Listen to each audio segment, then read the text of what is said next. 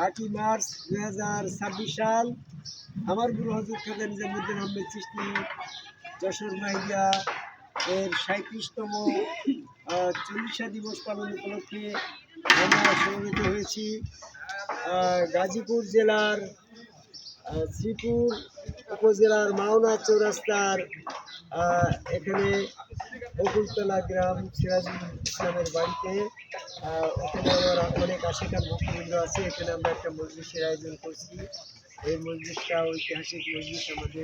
আমাদের বিভিন্ন বাংলাদেশের ভ্রাম্যমান অবস্থায় আমরা কুমিল্লাতে করছি, ঢাকাতে করছি, বিভিন্ন জায়গায় এই 23শে ফাল্গুনের মাহফিলটা ঐতিহ্যবাহী মাহফিল আমরা করেছি।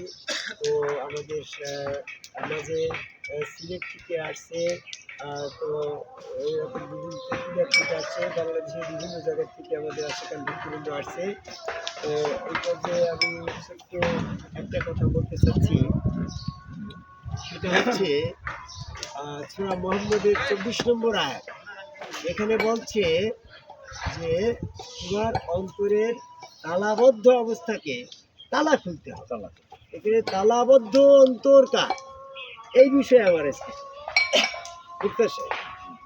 আমার অন্তরটা উন্মুক্ত হওয়া দরকার। তালাবদ্ধ করিয়ে গেছে কে? তালাবদ্ধ করিয়ে গেছে আদম আলাইহিস সালাম। যখন আদমকে তৈরি করে আল্লাহ ফেরেশতাদের দিয়ে যখন বললো তোমরা আদমকে সেজদা করো, তাহলে ওই অবস্থার আদম তো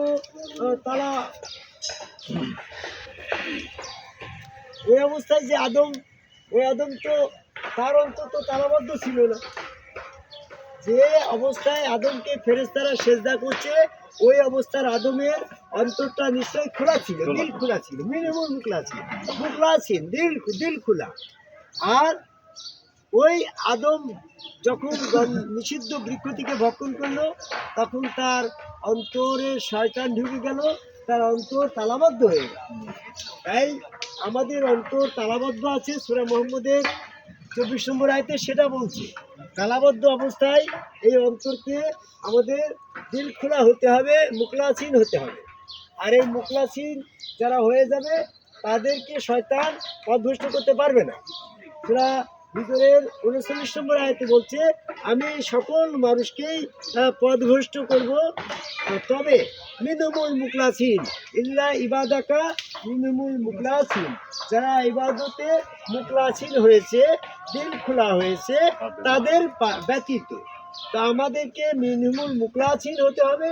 তাই আমাদেরকে কী করতে হবে? যে তালাবদ্ধ অবস্থায় চাবি যার হাতে, অন্তরে তালা খোলার চাবি কার কাছে? ওই শয়তানের কাছে। শয়তান যখন আমার দেহের ভিতর আদমের দেহের ভিতরে ঢুকছিল না, তখন কিন্তু আদমের দেহ উন্মুক্ত ছিল, দেহ খোলা ছিল। যখন শয়তান ঢুকে পড়লো, গন্ধম খাওয়ার পরে আল্লাহ পাকের স্মরণ থেকে আদম গাফেল হয়ে গেল, শয়তান যুক্ত হয়ে গেল। সূরা যুকুরের 36 নম্বর আয়াত। তখন কিন্তু আদমের দিল তালাবদ্ধ হয়ে গেল। তা আমাদের জন্মসূত্রে শয়তান সংশ্লিষ্ট অবস্থায় আল্লাহ পাক এই আদমকে ফেলে দিল দুনিয়াতে, তার 123 নম্বর আয়াত। সেই জন্মসূত্রে আমরা সবাই শয়তানযুক্ত আছি, শয়তানের দলভুক্ত আছি। আমাদের অন্তর তালাবদ্ধ আছে।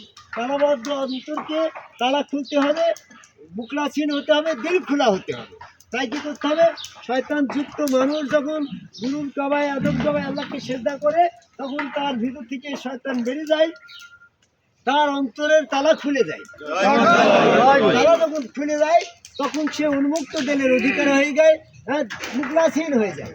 আর এক ব্যক্তি যখন মুখলাসীন হয়ে যায় তখন সে কি করে? সে মনে করো পাশাপাশি দুইটা, একটা আলো আর একটা অন্ধকার সে আছে। যখন অন্ধকার দূরীভূত হয়ে যায়, আলো প্রসারিত হয়। যখন শয়তান বেরিয়ে চলে গেল, দিল খোলা হয়ে গেল, তখন ওই মানুষটা তার দিল খোলা হয়ে গেলে, যেমন আজকে সিরাজুল ইসলাম, আজকে আমার যারা খেলাফতি আশিকার ভক্তবৃন্দ আর আছে, এদেরকে খেলাফত দেওয়া হয়েছে, রাসেলকে খেলাফত দেওয়া হয়েছে, বাবুল মিশরকে খেলাফত দেওয়া হয়েছে। এদের অন্তর দিল খোলা মানে কি? তাদের সমস্ত সম্পদ যা কিছু আছে সব এই ইসলামের জন্য উন্মুক্ত হয়ে গেছে। গাড়ি যেমন সিরাজের গাড়িটা, এরকম রাজ্জাকের গাড়িটা, এটা তরিকার জন্য উন্মুক্ত, যে কেউ ব্যবহার করতে পারবে। তার ঘরটা সবার জন্য, সব ভক্তদের জন্য উন্মুক্ত নাকি? জয় এই দিল খোলা।